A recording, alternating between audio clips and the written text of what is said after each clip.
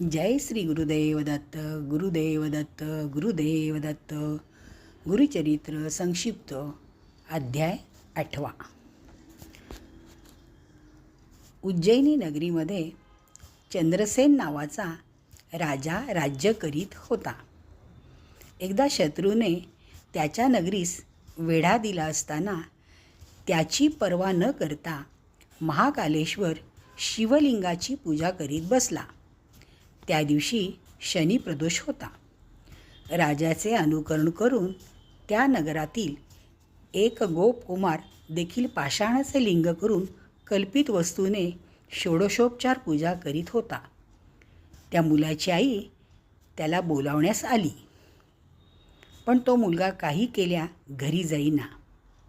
तेव्हा तिने रागाने त्याच्या पूजेचा खेळ मोडून टाकला.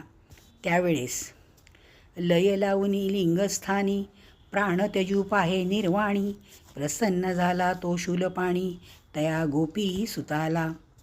लय लावणी लिंगस्थानी प्राण त्यजू पाहे निर्वाणी, प्रसन्न झाला तो शूलपाणी तया गोपी सुताला.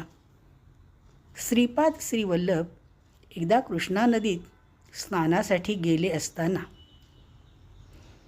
करवपुरात राहत असलेली अंबिका नावाची एक ब्राह्मण विधवाबाई आपल्या मूर्ख मुलाला कंटाळून त्याच्या समवेत जीव देण्यासाठी आली होती. महाराजांना तिची दया येऊन त्यांनी तिच्या मूर्ख मुलाच्या मस्तकावरती हात ठेवला. तेव्हा तो मूर्ख मुलगा तात्काळ ज्ञानी बनला. श्री गुरुदेव दत्त. गुरुदेव दत्त. गुरुदेव दत्त. अध्याय 8 समाप्त.